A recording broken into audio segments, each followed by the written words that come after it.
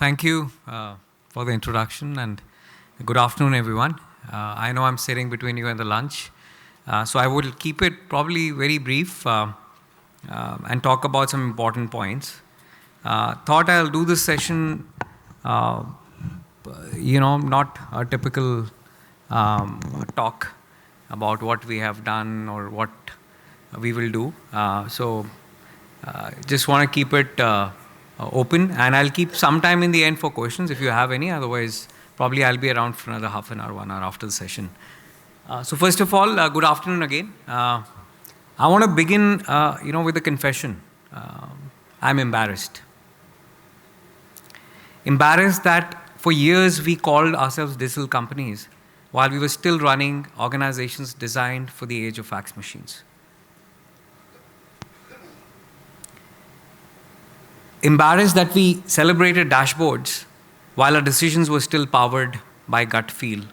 And most of all, embarrassed that we treated AI like a new software feature when it's actually a new age of human evolution. Let me explain.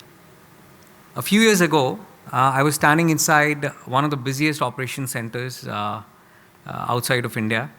The trucks were queuing up at the gate. There was a storm that was disrupting the feeder schedules.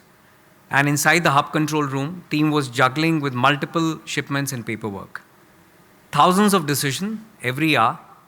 Best route to move the shipment, which booking to prioritize, whether to accept a late amendment, how to reroute cargo because a port in another time zone had suddenly closed.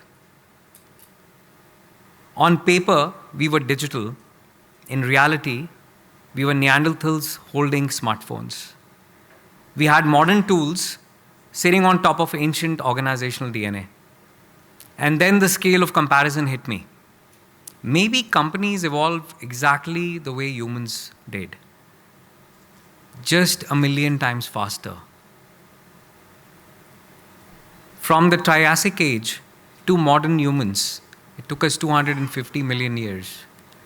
From early Homo sapiens to civilization, 300,000 years.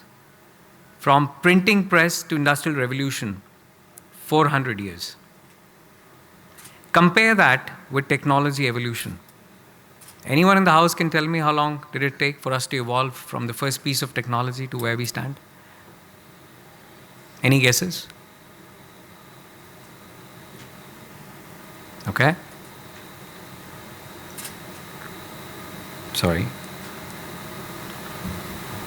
So mainframe to desktop, you can see 20 years. Desktops to mobile, 15 years. Cloud to Gen AI, less than 10 years. And quantum, as per the latest prediction, it's going to happen in less than 10 years, right? So if you look at it, one technology year is equal to roughly 50,000 human years of evolution. So we jumped from digital Neanderthals to what I call AI sapiens in one corporate career. Probably all of us have seen that. And yet most companies remain Jurassic organizations using AI tools. The skeleton is old, only the skin is new. Let me make this real. A mid-sized exporter in Eastern Europe once told me, by the time I reply to a quote, the buyer has already moved to another supplier. That sentence became the birth of Aqua, which was our quote automation engine. Today, Aqua processes nearly 12,000 quote emails every month across 6 countries and has cut the response time from 10 minutes to under 2 minutes. For a small manufacturer competing globally, those 8 minutes are a difference between an order and silence. Another example, our dynamic customer retention machine learning model. It identifies high-value customers who are quietly drifting away and gives sales teams weekly prioritized outreach lists. The result was measured, and it was about 2.5% reduction in churn in our LCL business, or less than container load business. Practical AI is not about replacing people, but giving ordinary teams extraordinary reach. Let me explain the principle of 3 redesigns which went behind the scenes. The first one is the decision redesign. In the current world, you have meetings, you form opinions out of the meetings, and then you have approvals. In the new world, you will have signals, algorithms, recommendations, and humans will only decide the exceptions. In a global hub operating across time zones, you don't have the luxury of committees. You need decisions at the edge, right? That's why you see a lot of edge computing happening with the powerful devices that we have in our hands today. So at midnight in Europe, a morning in Asia, and evening in America, all of the decision making has to be powered by data. So the second important pillar for this whole strategy was data redesign. So we treated data like exhausts from a car. In the AI age, data is the engine. Our pricing intelligence platform now reads market movements, feeder schedules, carrier trends to help a shipper in Mexico respond to a RFQ from Germany within minutes. The goal is not more reports. It is better decisions made faster with confidence. If your data only tells yesterday's story, I think you're already extinct. And the third important pillar was the work redesign. So for decades, we relied on heroic human improvisations. But improvisations cannot scale to global supply chain, or for that matter, any business. I'm sure all of you are from sizable companies. Now in today's world, the work must be designed around what humans plus AI can do. And the question is not, will AI replace people? The question, or the real question is, which people will be replaced by people who use AI? So let's look at the Gen AI horizon. So generative AI has changed the contract. Machines don't just calculate anymore, they imagine. They draft SOPs in multiple languages. They read unstructured emails from thousands of global partners. They predict delays before a container even leaves the factory gates. And quantum will take this further, right? Solving problems we cannot even describe today. So companies that treat this as another IT project will become museums, and it's a matter of time. And how does this shape leadership in a global context? So a lot of you might be C-suite here, right? So the CIO and increasingly every CEO becomes an enterprise evolution officer, what I call is EEO. Our job is to redesign how decisions are made across time zones, how trust is built across partners and cultures, how humans keep dignity in an algorithmic world. Technology is the easy part. Psychology is the hard part. I began my career believing technology changes companies. It's been over 2 decades. And I was wrong. Technology only exposes who we are. AI will create great organizations is wrong. It's a myth. I believe it will reveal them.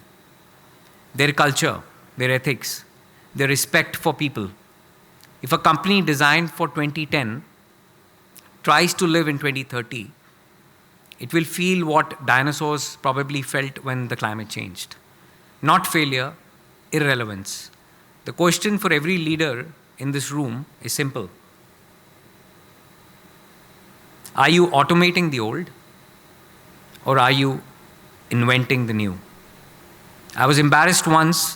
Today I am hopeful, because across every continent, we now know how to adapt, how to build at scale, and how to dream beyond constraints. For the first time in history, we can redesign organizations at the speed of imagination. Thank you.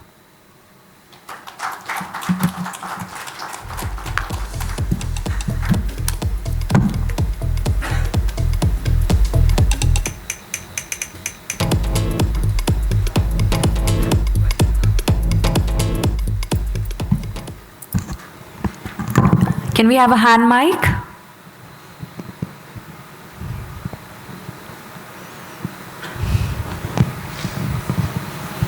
Check. For all those who have a question with regards to Mr. Kapil's in your presentation, kindly do raise your hand. Please keep the questions short and brief with respect to time. If anybody has a question, kindly do raise your hand and we'll be more than happy to hand over the mic to you. Do we have any questions from the audience? Any takers? One of the best speeches we have ever heard, so crisp and to the point, sir. Thank you. My question is, I'm Gayatri Devi, I'm the chapter president for Applied AI in India. You did make a very nice statement about CEOs becoming enterprise evolution officers, but my question is, don't you think every CXO has to play that role in this age? Why is it only the CEO? Yeah, so I think probably I wanted to start with the person who's head of the house, and that's why the emphasis. And I understood that there's a lot of technology people, so hence CIO and CEO. But I agree with you that it's not just the function of the two leaders, but the entire DNA of the company needs to change, right? As I said or earlier, we all used to assume that we'll do all these transformations top down, right? And they used to work very well when we used to do them top down. But in the last few years, I would say the last 4 or 5 years, the way I've studied the organizations, people have drastically, changed. The cultures have changed. Now, everyone knows technology, right? So why restrict it when you can democratize it? Why should just tech teams, do the innovation? Why can't the innovation be given to every person in the organization, right? So the thought is that, that whole moral fabric or the whole culture has to be driven by every individual in the organization. Obviously, at the top, the charter for the leaders is to build that and inculcate that culture. But like you rightly said, it should be a charter. I would say it's an SOP for every leader in the industry today. And I think remarkable changes happen when you're able to, push that down. I hope that answered the question.